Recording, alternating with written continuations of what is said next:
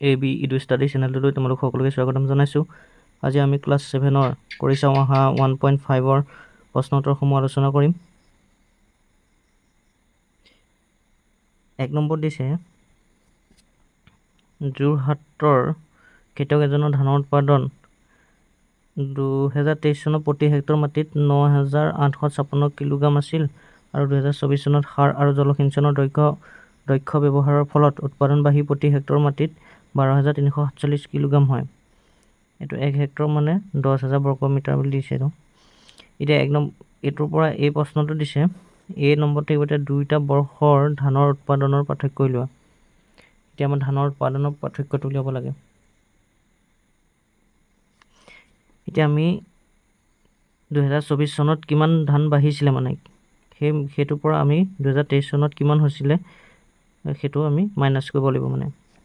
এতিয়া 2024 চনত 12,347 হৈছিলে আৰু 23 চনত 9,856 আছিলে। এইটো আমি এতিয়া মাইনাছ কৰি দিম। 7ৰ 6 গ'ল থাকিলে 1 হ'ল, তাৰপিছত 4 পৰা 5 নাযায়, 1 ধাৰ কৰিলোঁ, ইয়াৰ পৰা 14 5 গ'ল থাকিল 9, ইয়াত থাকিলে 2, 1 ধাৰ হ'ল 12, 8 গ'ল থাকিল 4, ইয়াত থাকিলে 1 মানে 11 9 গ'ল থাকিল 2। এতিয়া কিমান হ'ব 2,491। এতেকে ধানৰ উৎপাদনৰ পাৰ্থক্যটো কিমান হ'ব এতেকে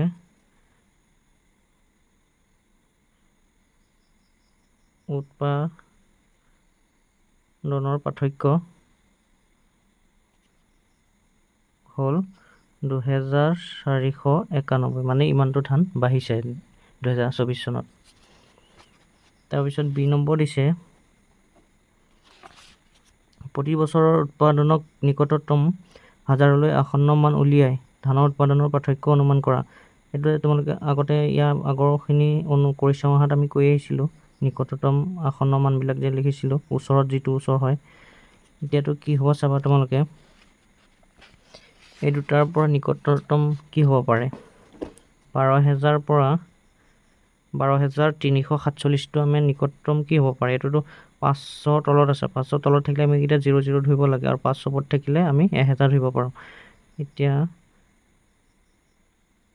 12,347ৰ নিকটতম আসন্ন মান হ'ব 12,000, 10,000, এইটো 0 0 হৈ গ'ল এইকেইটা আৰু 9,856ৰ নিকটতম আসন্ন মান হ'ব এইটো কি আছে চোৱা 856 আছে না, 856 মানে 500তকৈ ওপৰত আছে নাই। এইটো আমি এতিয়া 1000 ধৰি ল'ব পাৰোঁ। 1000 ধৰাৰ লগে 9 লগত 1000 প্লাছ হৈ গ'লে কি হ'ব 10,000 হৈ যাব। 1 10 10,000 10,000 এইটো 12,000।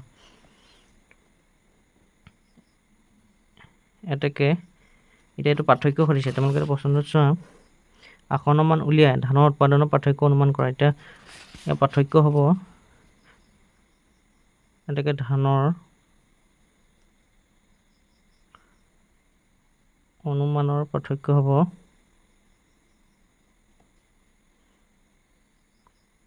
12,000 মাইনাছ 10,000। এটা আমি মাইনাছ কৰি দিম। 0 নামিলে 0 নামিলে এইটো 0 নামিলে 2 নামিলে 1 গ'ল নবহে। এতিয়া ধানৰ অনুমানৰ পাৰ্থক্য কিমান হ'ব 2,000।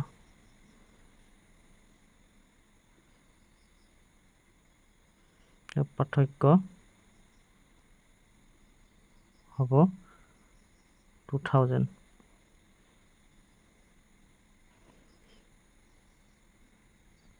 C নম্বৰ দিছে আনুমানিক পাৰ্থক্যই কৃষকক পৰৱৰ্তী বৰ্ষৰ বাবে পৰিকল্পনা কৰাত কেনেদৰে সহায় কৰিব। এতিয়া যে প্ৰথম চনটোতকৈ 23 চনতকৈ 24 চনত যে ধানৰ পৰিমাণটো উৎপাদনটো বাঢ়ি গৈছিলে এইটো কিহৰ ফলত বাঢ়িছিলে সাৰ আৰু জলসিঞ্চনটো মানে পানী যোগান ব্যৱস্থাটো কৰাৰ বাবে সাৰ প্ৰয়োগ আৰু জলসিঞ্চনৰ ব্যৱস্থাটো মানে ভাল হোৱাৰ কাৰণে ধানৰ পৰিমাণটো বাঢ়ি গৈছিল।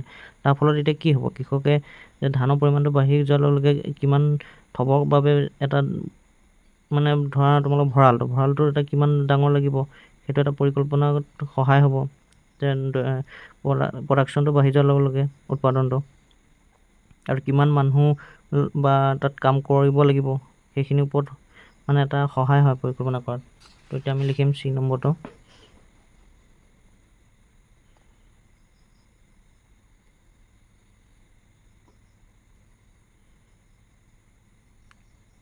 উৎপাদনৰ পৰিমাণ বৃদ্ধি হোৱাৰ ফলত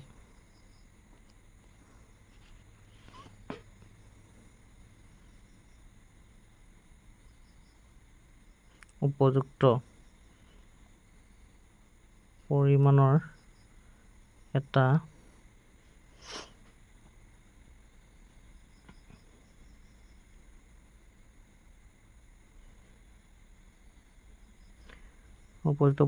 এটা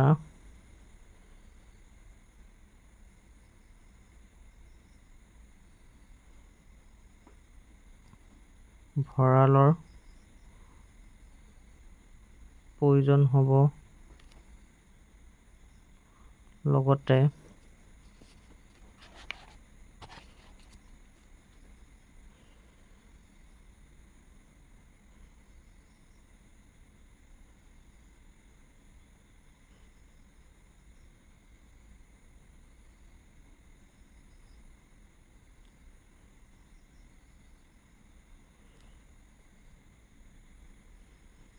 উপযুক্ত পৰিমাণৰ সাৰ আৰু জলসিঞ্চনৰ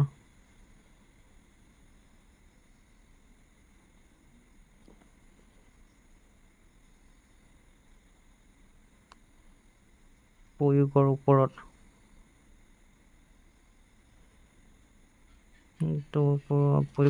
কি হ'ব, এটা সহায় হ'ব।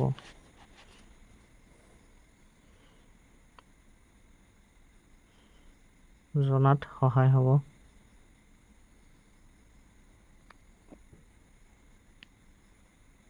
2 নম্বৰত দিছে পৃথিৱীৰ পৰা সূৰ্যলৈ গড় দূৰত্ব হৈছে 149,597,870 কিলোমিটাৰ আৰু মংগল গ্ৰহৰ পৰা সূৰ্যলৈ গড় দূৰত্ব হৈছে 207,943,824 কিলোমিটাৰ। এতিয়া এই নম্বৰত দিছে মংগল সূৰ্যৰ আৰু পৃথিৱীৰ সূৰ্যৰ দূৰত্বৰ মাজৰ সঠিক পাৰ্থক্য গণনা কৰা। এতিয়া ইয়াৰ পৰা মানে মংগল গ্ৰহৰ সূৰ্যৰ পৰা এইটো পৃথিৱীৰ সূৰ্যটোলৈ কিমান দূৰত্ব মানে সেইটো নিৰ্ণয় কৰিবলৈ কৈছে। ইয়াৰ পৰা এইটো আমি মাইনাছ কৰিব লাগিব, ডাঙৰ সংখ্যাটোৰ পৰা সৰুটো মাইনাছ কৰিব লাগিব। এতিয়া তোমালোকে এইটো সংখ্যাটো পাতি ল'বা, এইটো ডাঙৰ সংখ্যাটো সৰু সংখ্যাটো আছিলে, ইয়াৰ পৰা এতিয়া মাইনাছ কৰিব লাগিব। এইটো 4 নামি আহিলে এইটো 2 পৰা 7 নাযায়, এটা কৰিলোঁ 12, 7 গ'ল থাকিল 5 হ'ল, ইয়াত থাকিলে 7, 1 ধাৰ কৰিলোঁ ইয়াৰ পৰা 17 হ'ল, 17 গ'ল থাকিল 9, ইয়াত থাকিলে 2, 1 ধাৰ কৰিলোঁ 12 হ'ল, 12 7 গ'ল থাকিল 5, ইয়াত থাকিলে 3, 1 ধাৰ কৰিলোঁ 13, 9 গ'ল থাকিল 4, ইয়াত থাকিলে 8, 8 5 গ'ল থাকিল 3,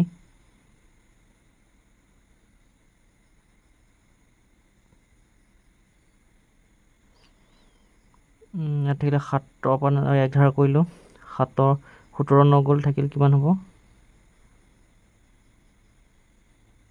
8, ইয়াত থাকিলে 1, ইয়াৰ পৰা 1 ধাৰ কৰি দিলোঁ 11 হ'ল, 11 4 গ'ল থাকিল 7, এইটো 1 1 নবহে 0 হ'ব, নবহে।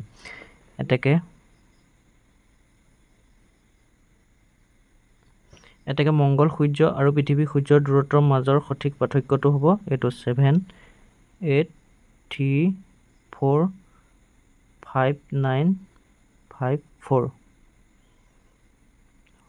এইটো হ'ব।